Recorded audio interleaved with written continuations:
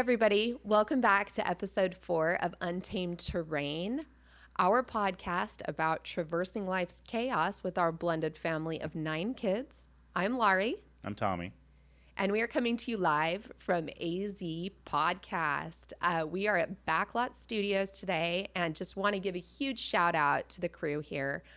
When Tommy and I started, or even had the idea for a podcast, we didn't even know what we wanted to talk about. We knew we had a lot of experience, but really no direction and absolutely no experience. And the crew here has just been outstanding in not only getting us off onto this journey together, but in teaching us how to do it.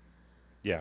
So if you're interested in getting started with a pod or a podcast and even a small business, they offer some great tutelage and even offer their time for free. They have a space where you can work, and so the guys at AZ Pod have been great. Yeah, they really have been. We will share their website below, and we encourage you, if you're interested, reach out to them. They're pretty great. And the studios, the facilities are amazing. Anyway, into the meat of our episode today, we wanted to talk a little bit about spirituality and raising kids. Mm-hmm. And so I'm actually going to let Tommy start off with his origin story for spirituality. Yeah.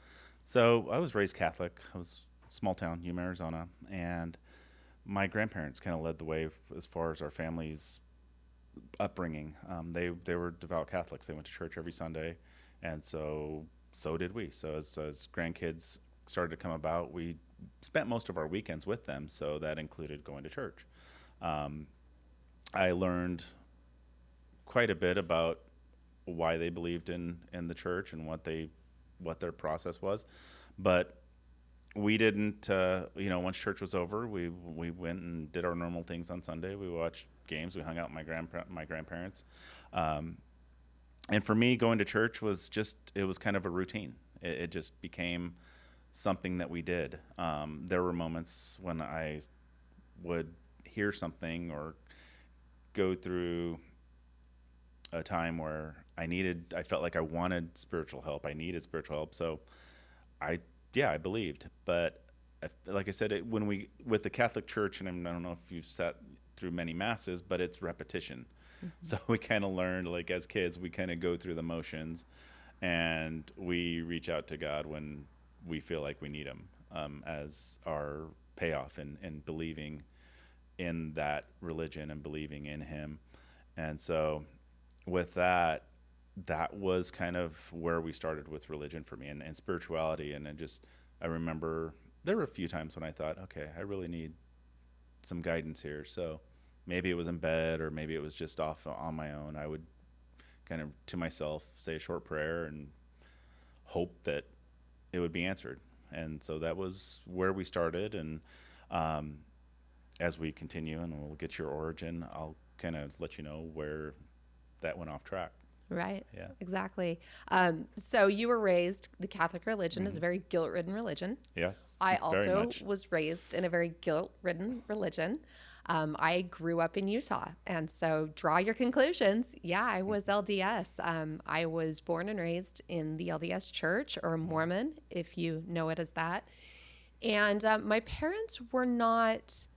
there's a backstory behind my mom, and we'll get into that. I guess, we're eventually going to get into our families a little bit, but, my parents were not super uptight. We were not by the book Mormons. You would kind of consider us Jack Mormons, though, we didn't have like coffee in our house. We had decaf coffee. My parents would drink Coca-Cola, but we never had alcohol in the house. My dad was a smoker for a while, but he actually stopped smoking when he and my mom got married in the temple when I was about, I think it was about 6 years old when they got married in the temple, and we were sealed to them. And, there weren't a lot of those against our religion vices. We would go to church pretty much every Sunday, but after church on Sundays, we'd go to the drive-in movie together, which, was against our religion. So I guess in that way, we kind of were Jack Mormons. But, I grew up in the church. I went to seminary when I was in high school, 4 years of religious studies. I did, my young women's program, got my personal progress.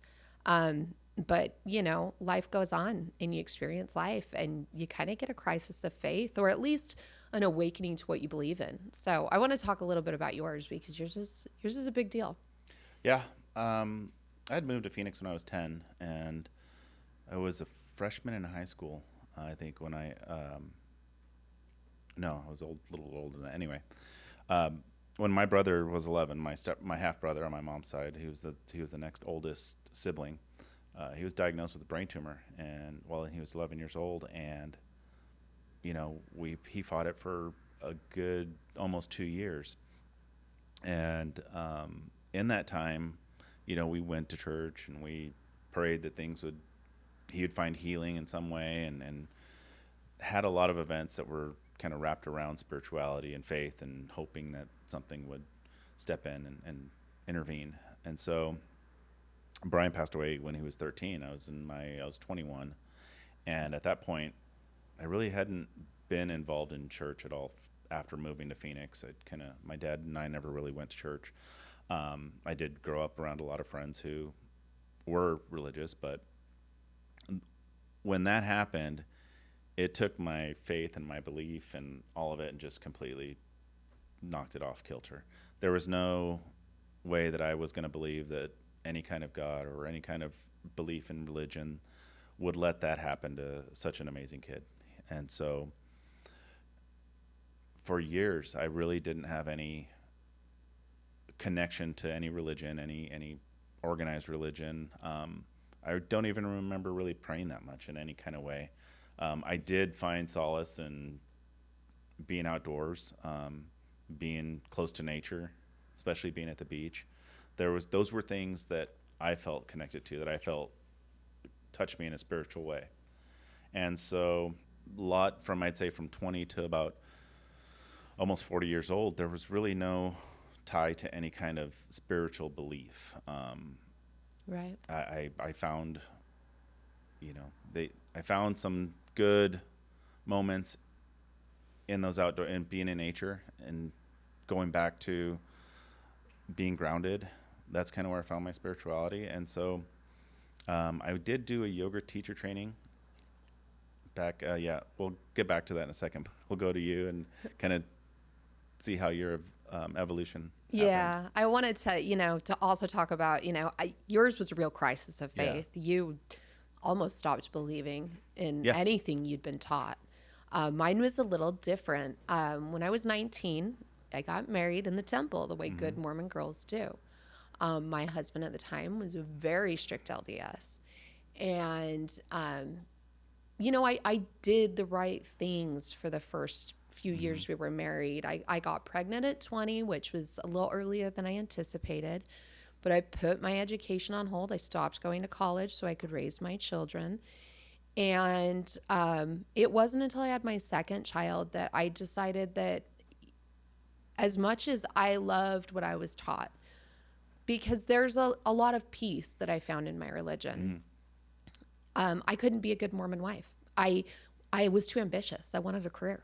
Right. And when I told my husband that, he was not okay with it. He wanted somebody who was going to be the trad wife, stay home barefoot and pregnant, raise their kids, and be happy with that. But as I mentioned, it was a very guilt-laden religion. It didn't matter how many times I went to the temple. It wasn't enough. It didn't matter how much I gave to fast offerings, which is basically a contribution, a donation that you make to the church to take care of other people. It wasn't enough. I needed to pay my tithing on my gross income, not my net income. So, to put that in layman's terms, I needed to pay tithing on what I was making before the government took their taxes. If I wanted gross Right. blessings, I needed to pay a gross tithing. So we were living on 10%, more than 10% less than what we were making. So there was a lot of sacrifice, but no matter how many sacrifices I made, it wasn't enough. And now I wasn't going to be allowed to have the life I wanted to live and still be a good Mormon wife. So we ended up getting divorced. And in that divorce process, I found out what the church was really like, especially to divorced people. And that's what shook my faith in the church, not in spirituality necessarily, but in religion and organized religion. But at that time, when you had your crisis of faith, you didn't have kids. When I had my crisis of faith, I had two children. And so navigating spirituality with children is kind of what the goal is in us talking about this podcast, because, we both have been married. We both have had lives outside of our life together. Mm-hmm. And we wanted to help those of you who are blending families or who are having a crisis of faith with how to navigate that, and also raise your children so that they, have the space to have their own religious and spiritual beliefs. I think making them feel comfortable in their choices and giving them some direction, not forcing them into whatever it is we believed. Even if we were going to church every week, maybe they tag along. We give them an option, and we've decided, I think, separately and together as parents, that we want to give our kids enough information and enough access to whatever it is they want to follow, talk about it, give them an open dialogue, no matter what it is, but especially with finding any kind of spirituality or religion that they choose, that it's okay. Like, it's okay that they choose that, but why are you choosing it? What are you feeling that draws you to that religion, if it were a religion? And I think both you and I have done a good job blending our kids and letting them do their own thing, maybe sometimes too much, but I think giving them an option to choose and the ability to be themselves has always been priority. Absolutely. And, one of the things that we talked about in a previous episode is our family values. Mm-hmm. And, having strong family values, spirituality aside, I think helps form what their beliefs are going to be. I mean, of our 9 kids, no 2 are exactly alike at all. Mm-hmm. And I don't even think any 2 of them have the same spirituality guiding them. Even having twins in the mix. Even having twins in the mix. Yeah, yeah, the twins couldn't be more different. Right. They really couldn't be.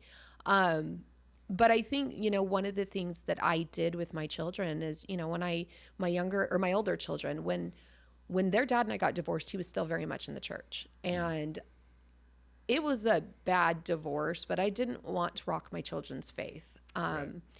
And so, I started telling them, you need to believe in what you need to believe in. Mm-hmm. And that's okay with me. Your relationship with God or the Great Spirit or the universe is as unique as your relationship with me. And so I'm not going to tell you how to navigate it or what to believe. Yeah. But one thing I always did tell my children, and this wasn't to draw them away from the LDS church, was that God is not Catholic and God is not Mormon.